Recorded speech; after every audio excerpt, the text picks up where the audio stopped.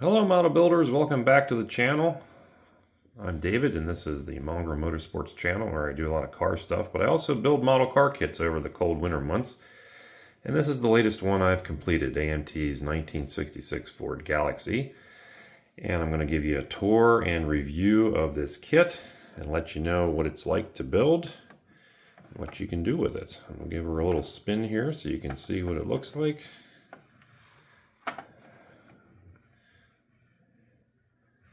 I build my kits pretty much straight out of the box. I don't embellish them with any wiring or anything like that. I just like to build them as is, and that way you get to see exactly what comes in the box and what you can do with it yourself. And I did make one or two little changes in this one that I'll point out, and one of them is the side view mirror. This kit does not have any, so I pulled that from a AMT Mustang kit, 65 or 66 Mustang kit. So this is a new reissue of a very old annual from 1966, and it shows that that's what it is, because it does have its fair share of little problems, although as you can tell, like most AMT kits, when you're done with it, it presents pretty well. It gives a nice, decent appearance of what the real car should be, and the proportions and everything do look good. We'll talk about that front wheel gap as we go forward with this. So initial impressions, well, the main thing is the body shell. That's the most important thing that you're going to be dealing with, right? And there's something distinctively weird about this one, and that is the driver's side versus the passenger side. What do I mean by that? Well, this mold, for whatever reason, is weak on the driver's side. And by that I mean the panel gaps are barely legible. You can see them there for the door. I picked them out a little bit with the Tamiya panel line paint, but there's a fuel door on this car. Can you see it? Just a little bit of an outline there. Really, really faint. And the same with the lettering and the emblems on the C-pillar and so on and so forth. This side of the car is just very, very light in the detail. I don't know what happened when they molded these, but it's not great. And if you spin it around to the passenger side, we've got nice door gaps. Obviously no fuel door on this side, but the emblems are much easier to paint and pick out. So something very strange with that. This kit's been released multiple times over the years. I do want to mention that there's one version called the Jolly Green Giant or something that's just a piece of crap. You don't want that because they molded everything in green. I think they even tinted the windows green. So there's no way to not make it a goofy looking something or other car. Just don't buy that one.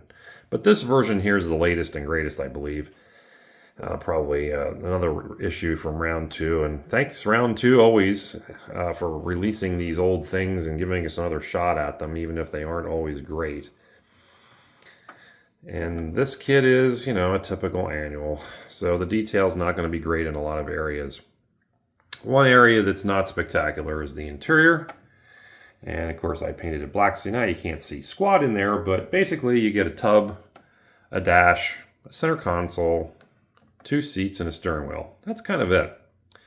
One flaw, and there are many, this kit is a 7-liter, and it's a stick shift car by the transmission, as you'll see underneath when we get to that, and also the shifter. However, it's only got pedals for an automatic. Now, you can't really see them once the car's together, so it's not that big of a deal, especially if you paint it black like I did. But it's noteworthy that it's wrong. So let's turn it upside down and I'll show you what the undercarriage looks like. And stand by. Okay, and here's your undercarriage. Now it looks pretty good in pictures because I've picked out some detail with different paints, but there's really not a whole lot exciting happening here. The gas tank, of course, is molded in. The rear axle and rear suspension is all one piece, and it's a very odd way of attaching it. It's basically only held on by the trailing arms at the front. There's a very, very tiny little glue spot on each side for the axle in the back. It's very lackluster. The exhaust system is actually multiple pieces, and they actually line up pretty good. I have a gap here, but I always have trouble with those exhaust manifolds and downpipes staying in place while they're drying. The front suspension and steering is all one giant molding piece, and it's not spectacular. The axles are the usual AMT metal rods that go through everything, and that became a big problem on this one because the engine, as you will see when I turn it up again, does not sit flush. The oil pan on this car rides more or less on the metal axle, and it doesn't allow the engine to sit level. And I don't have an idea how to fix that other than maybe chopping out the oil pan or doing something like that.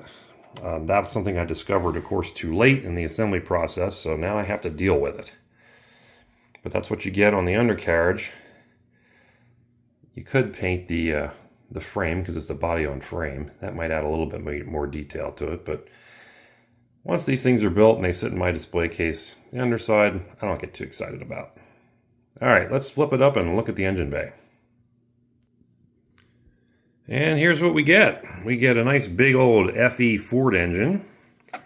And FE experts will notice an error on my build, and I'm not going to tell you what it is. I'll just let you figure it out for yourself. There is a separate battery.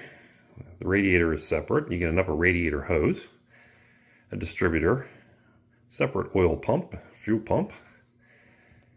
And I think that's about it. Now you notice, there's a carburetor with no air cleaner on it. Why is that? Well, it's because if I put the air cleaner on, I can't close the hood because of the angle of this engine. I'll show you this from a side shot here. You can see clearly that that engine is not in there correctly. So that's a big issue with this. So if you're buying this kit, you will know going in that that's going to be a potential problem for you, whereas I didn't. So that's what I've got. And again, I'm done with this. It goes in the display case. The hood probably never come off. I'm not really worried about it.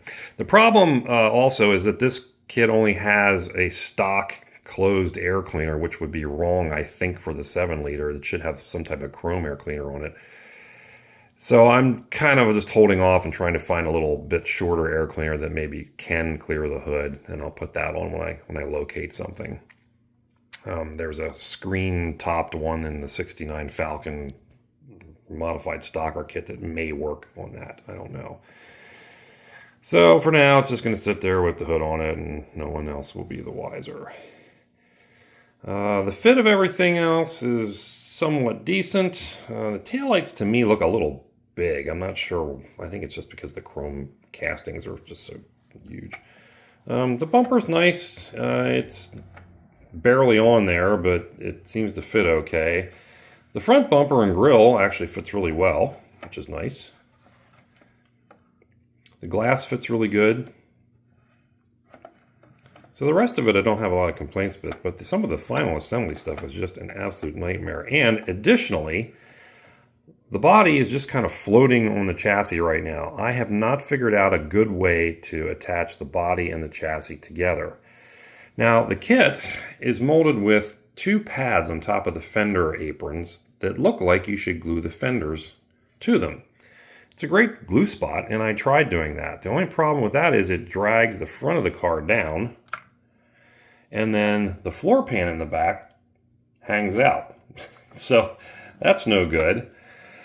So it probably needs to be glued along the sides here, but it's just kind of a faff, and I was reading up on some other people that built these, and they also had some complaints of the rear floor pan kind of hanging down. That you can't maybe make out clearly here, but it does poke down below the bumper. It's almost like the floor pan is warped a bit, but with a number of people citing that, I'm going to say that that's probably just part of the kit. Maybe you could heat yours up and mold it a little bit to not do that. I don't know. Lots of trim to paint on this car, but that's what makes it stand out. These 7-liter emblems actually have decent detail to them. I used a little of the panel black in those to pick those out. So not a terrible car once it's done. Again, how it looks. These are the optional wheels for the kit. Originally I was intending to paint this car more of a maroon color, and this is kind of a ruby red. It's a Tamiya color. Tamiya? You know how to pronounce it, I don't. And it's just got a clear coat sprayed on it. And I thought it was a pretty nice color, after, even though it wasn't what I wanted. Once I started spraying it, I was committed. And I think it looks okay, but it's definitely not a factory color. So I thought, well, we'll put the custom wheels on this one. It has some really nice stock wheel covers in it. Another thing that's wrong about this kit for it being a 7-liter is it should have the optional faux wood steering wheel in it. And the only one that it comes with is the standard plastic sedan steering wheel. So that, and I think the air cleaner is incorrect, and the pedal thing. So it's I don't know that it's really a 7-liter everywhere. I think it's just a representation of one. It does come with a lot of custom parts. I actually did toy with making this a stock car version, but I kind of liked the grille and everything a little too much. I thought the detail was really nice on it, so I wanted to make it stock with the headlights and everything.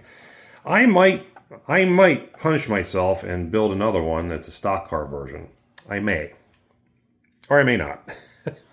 I got plenty more kits to build. But it does make a nice looking stock car kit. I've seen quite a few on the internet that other guys have done. It does come with an optional bubble teardrop hood. I have a personal distaste of teardrop hoods, so you'll never see me build a car with one on it. I just think they're hideous. But I know a lot of people like them. So that is in the kit. It also comes with some drag radials, and these are actually the stock car tires because they're the only ones that really fit these wheels. So they're molded with big old, for racing use only lettering on them and stuff, but if you don't pick it out with white, you're not going to really notice. It also has a 427 camera engine that you can use, and some dual carb setups, and a roll cage for the stock car version, and all that. So it was an old 3-in-1, and you can build it multiple ways, whichever way it suits you. But I like street cars, so that's what I built. Just a lightly modified, kind of a day 2 car with those wheels on it. Would I recommend this kit? I guess reluctantly, because the final product, as usual, looks pretty good with the AMT stuff. But it's probably not a good one for a beginner with all the fit issues that it has. A more skilled modeler could obviously put this together and make it look a little bit better. Fix that fender gap in the front, make that a little bit better, and get the body and the frame to actually stay together and the engine be level, and it just goes on and on. So I've decided my next kit's probably going to be a Revell kit so I can recover from the angst that I experienced building this one. But actually, with all that hatred aside, I actually think it looks pretty nice when it's done. So that's just a quickie review on this AMT Galaxie 500 7-liter. If you want one, pick one up, but have reasonable expectations. Please check out my other videos for other Ford model kit content. It's pretty much all I build. There's reasons for that, and it's not that I'm just a Ford fanboy. And I'll hopefully see you again on another one real soon.